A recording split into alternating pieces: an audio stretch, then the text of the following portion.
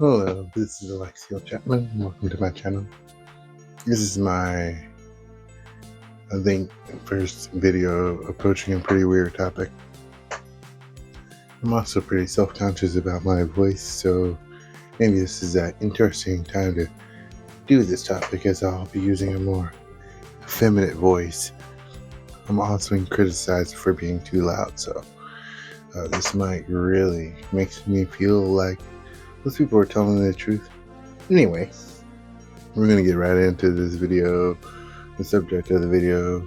If you read the title, which you probably don't understand what that word means, but the thumbnail, that is. The title's pretty obvious. I sent that word to a friend and the definition, which I don't recall on hand, but I'm going to put it on the screen. I sent it to my friend. She was basically like, so you want to be a girl? I'm like, I think it's a little more complicated than that.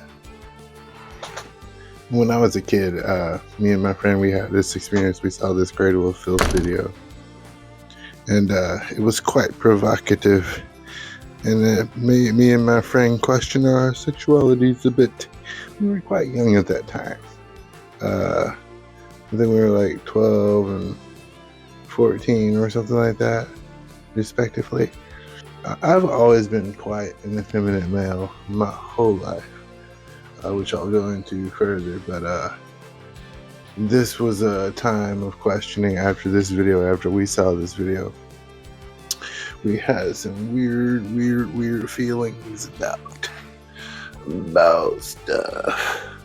So we were wondering if we were gay, and I remember this kind of a funny conversation we had. We were friends with this older guy. We did martial arts with him with martial arts class. My Sarah's still alive. We respected his opinion on stuff, and we were just curious, how do you know if you're gay?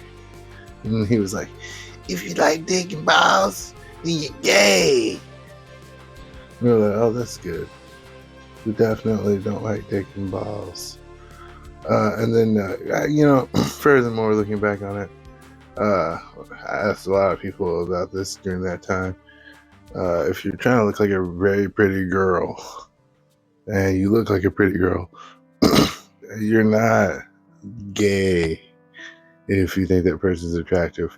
Just for all you guys out there who are super transphobic or homophobic of yourselves for liking transgender women, doesn't make you gay if they look like pretty girls. Just making sure my mic is on. As I said, I was always an effeminate male. As a child, I was raised by mostly women. I remember this experience when I was 4 or 5. It was way too young to it'd be determined whether I had a sexuality or not. I was effeminate enough at that time for my mother's best friend at the time, to say, he's a faggot. And my mom kicked that woman's ass for saying that about me, which I thought was pretty interesting. I didn't understand any of that at the time, obviously.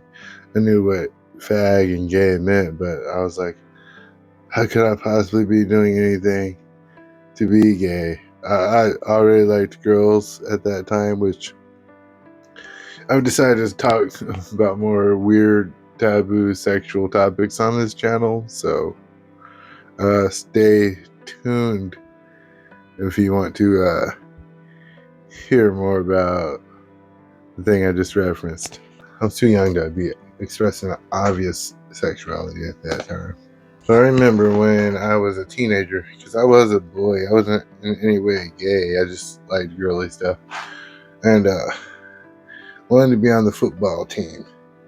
And it was my first experience with crazy levels of testosterone and lifting weights and all that shit, which I immediately kind of realized, okay, lifting weights and all that, which I will lift weights and shit now, but especially as a teenager, it was over with. He said, "What can you bench?" And I was like, "A guitar." My parents, they couldn't afford to actually put me into the football class, so the coach was being nice, and he gave me like a uniform and stuff, because like I guess you could give the whole experience for free if you want to, but the one thing your parents are actually paying for is the actual uniform. So he gave me like an old uniform, which kind of worked, except the helmet didn't fit. Which kind of worked because for practices I didn't have to wear the helmet because we weren't doing hits and all that. There was the first game we played. Um, he basically sat me on the bench because I didn't have a helmet. And it's very funny. One of the things about being an autistic genius is like even as a kid, uh, the coach thought he was like tricking me into thinking I was playing, but I knew he wouldn't let me play without a helmet that was safe. And it was just basically he was. I don't know what he thought he was doing, but I knew that's what he was doing. So I was pretty depressed on the sideline, and when I first applied or tried out for the team, I I wanted to be the quarterback, but of course, as a freshman, you can't just walk in and be a quarterback. So I was trying to be the wide receiver and work my way up, but I wasn't fast enough to even be a wide receiver. So they made me a tight end, uh, which reminds me of a joke my friend used to make, weirdly enough, about raping me anally.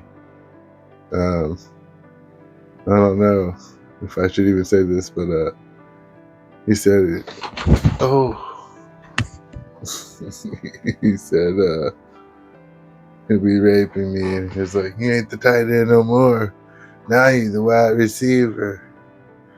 And it made me realize, I don't know, football is pretty homoerotic in the first place. The whole wearing tights and grabbing each other's butts, but the names of the positions are pretty gay too. Quarterback, cornerback, halfback, fullback, safety, wide receiver, tight end, all pretty suggestive. Anyway, I digress. He tries to put me in for the very last play of the game, and it's a defensive play, which means I don't know. I guess I didn't know at the time, but tight ends play both ends, both sides of the field, offense and defense. And so he's like, "Hey, you want to play?" And I was like, "I guess." He goes, "What's wrong?" And I was like, "It's defense." He goes, "Don't you want to hit somebody?" And I was like, "Not really." And he was just like complete failure of humanity type of deal. And I guess, that's the thing, because I was always raised by primarily women. All my values came from women. And the only men in my life were either absent or abusive.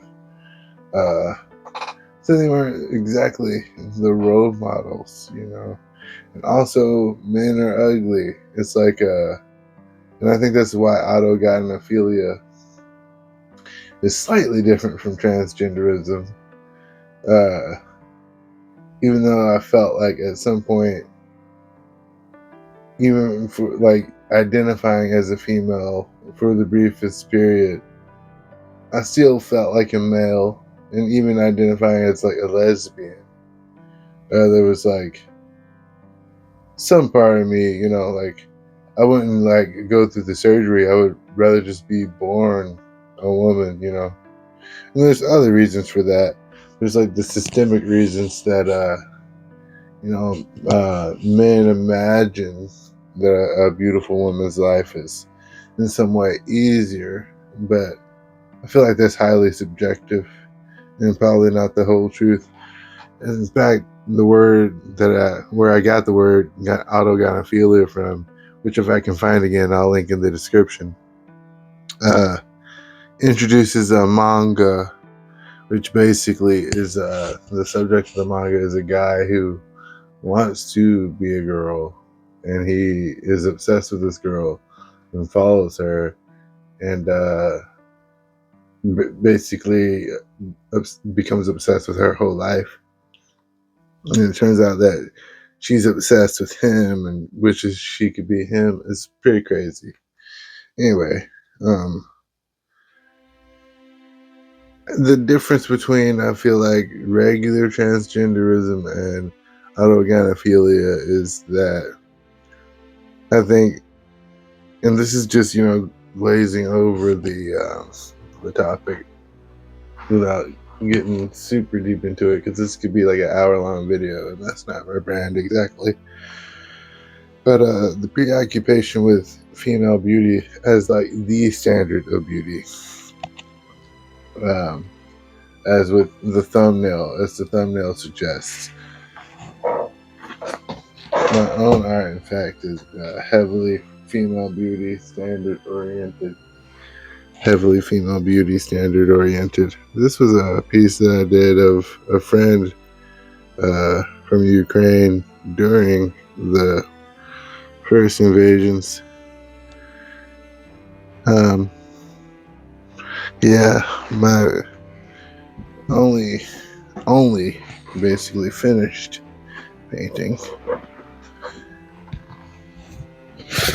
Very feminine, beauty oriented. And I've never really analyzed it within myself that much until I learned about autogynephilia. But yeah, I am pretty obsessed with female beauty as a thing, and I would say through great spiritual effort, only recently have I started to even accept masculinity. And I feel like that's a big part of why I'm even making this video. Is I believe that the reason I don't identify as a woman or believe that I am transgender or anything is because I believe that's just like a system of beliefs put into place by society, and that people fall on that spectrum to whatever degree they wish, and however you wish to express. It doesn't necessarily change your gender, and nor is your gender a thing in the first place, except like as far as it arises in society. You don't really have to name your gender. I can have babies with a woman, if that's your question, and I have kids, so I don't really feel like I'm not a big fan of pronouns, especially as a writer. I hate breaking the English language, even if I am. And I even make this video because I'm just weird enough that people will ask if I am transgender, which I'm not, but I'm pretty weird, I guess. So that's it on that subject for today. If you have any questions about this, I'll gladly answer them. You can drop me a comment. I'll answer some stuff in comments. If you have like a huge amount of interest in this, because I'm kind of realizing I could go on forever on this. You could ask a bunch of specific questions, and maybe I could make this like an ongoing kind of topic kind of deal. But until next time, stay mindful and like and subscribe and ring the bell and blah blah blah. Love you guys.